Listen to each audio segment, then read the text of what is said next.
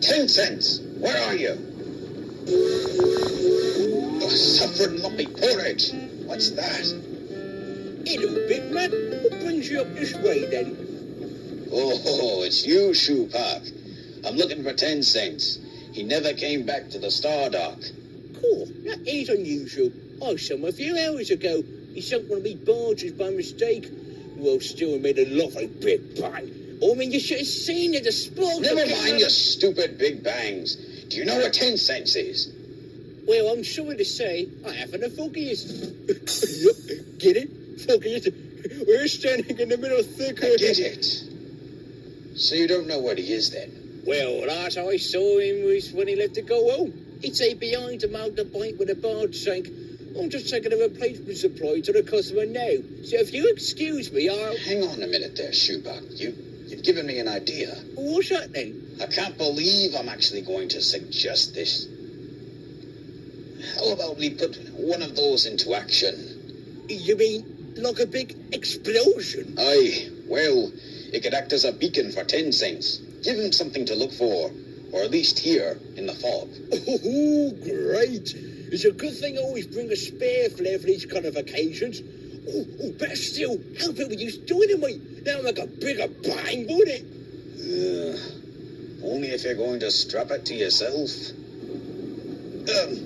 No, a flare will be suffice. Yeah, just send it up, Shoepak. Hercules was heading further and further out to sea, trying to see if he could find 10 cents. The fog out at sea was thicker than closer inland, so he was finding it difficult to get his bearings. 10 cents? Where are you, 10 cents? I say 10 cents, can you hear me?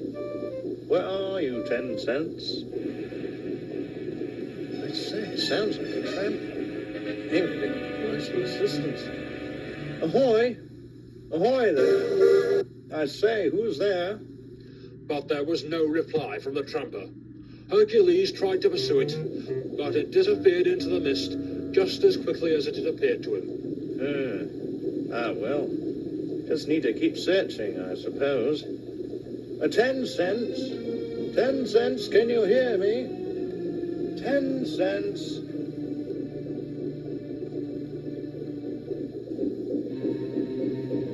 Right, I'm in the open sea. I can see and hear nothing familiar, and I'm still lost. So much for AJ's advice that hasn't done me much good this time around. Hang on, that sounds like a tram steamer. They'll be headed for Big City, or heading away from it. Either way, it's a good indicator for a path home. Elated at the prospect of getting back safely, 10 cents followed the sound of the distant foghorn, hoping that it would be the saving grace that brought him home.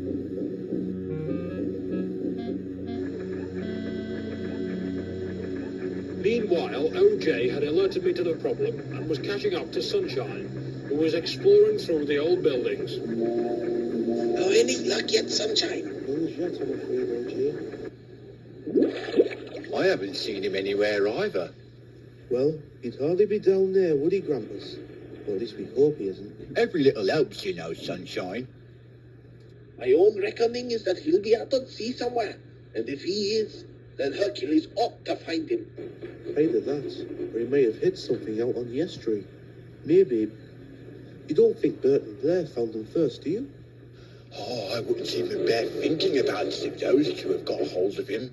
Do you reckon I should go and ask them if they have?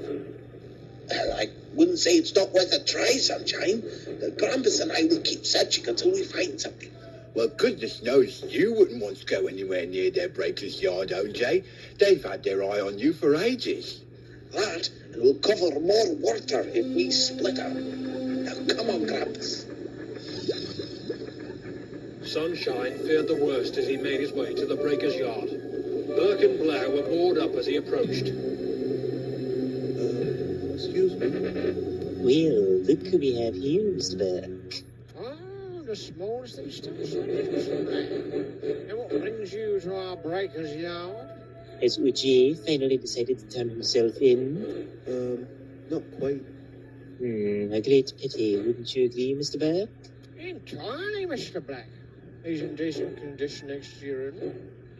Could fetch quite a generous price if he hurries up. You two never give up on old OJ, do you? Anyway, I came to acquire about 10 cents. Oh my, Mr. Burke. Imagine the return we'd get on parts from a young tug like that. Oh, yes, Mr. Blair. He's very well maintained. And I imagine would make fine power for another working tug. I take it from that reaction you haven't seen them or acquired them for your collection then. I'm afraid I have not. What about you, Mr. Burke? Oh, I haven't seen him either, Mr. Blair. Okay then. I apologise for any inconvenience then. I would ask you if you join the search to find them, but then I know you two are liable to do if you find them first. Well, if you want to come back and discuss prices for any old scrap you may have, you know where we are. I'll bear that in mind.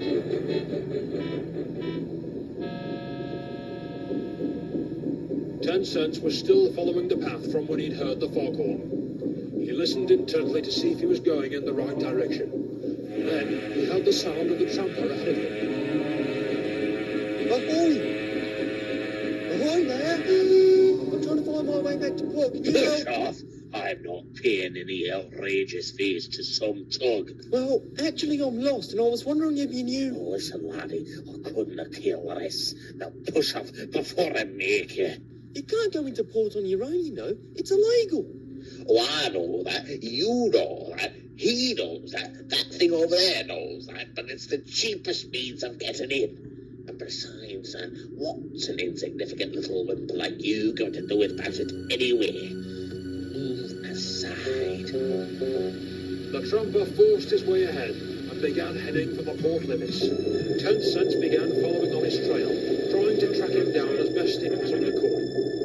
By now, Big Mac and Billy Shoepack were on the outskirts of the forest, setting their flare for 10 cents.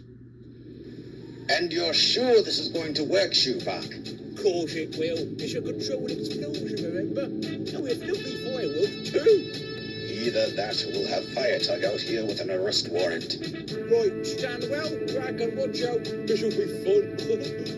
5, 4, 3, 2, 1, fire! The flare shot up into the air and lit up the night sky with a blinding flash. The tramper was startled by the light and lost his way. Oh, what's happening?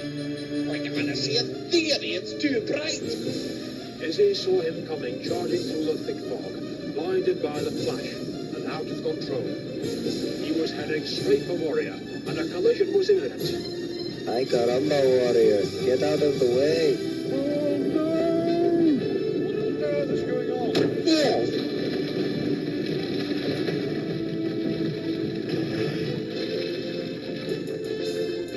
Well done, Dominic. You saved Warrior.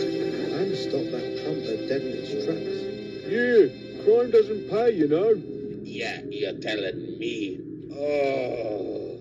Oh, remind me never to go out in thick fog ever again. Here, hold on a minute. I remember you. You're that tramper that the Coast Guard's been looking for. What are you trying to smuggle in this time? Nothing, I swear. I'm innocent. You can tell that to the Port Authority. That is, if you don't think first. Hey, what's all the commotion? What happened to that tramper? 10 cents. You're all right. Yeah, I just got lost on my way back to Big City. I must have taken a wrong turn or something. That tramper seemed to know where he was headed, so I just began following him. Then that flare went off and I found you lot. Well, Shoepack, looks like your flare idea actually worked. In more ways than one. Once we get a crane here and get that tramper floated again, we'll take it to the proper authorities and let them deal with him. That'll teach him to come in on his own. And for smuggling too. Or better still, Burke and Blair made me a decent offer for any scrap metal I might find. Excuse me, amigos. Would one of you mind at all giving me $8? I really need to unload these bananas. Well, I'm off to fetch the crane. How about you, Top Hat? I don't think Izzy would be towed in by a clumsy tug. It's not funny at all. I'm not a clumsy tug. I'm sleep deprived and nothing else. But it's your clumsiness that came in useful tonight, eh? Which is more than can be said for any of your misadventures. Warrior. Yeah, I suppose you're right there, Big Mac. but that tramper could have caused a lot of damage if you hadn't battered into him. Yeah, Starpat, you're a real hero. Real hero, more like real nuisance if you ask me. Oh, well, I really don't know what to say. I'm quite flattered, actually. I don't suppose that I've ever done such. Come on, Izzy, I'll take you. Oh, after the night I've had, I could do with some company getting home. Luckily for the trumper, the Tugs took pity on him and did hand him over to Burke and Blair. However, the penalty he received was a stark reminder that crime certainly doesn't pay.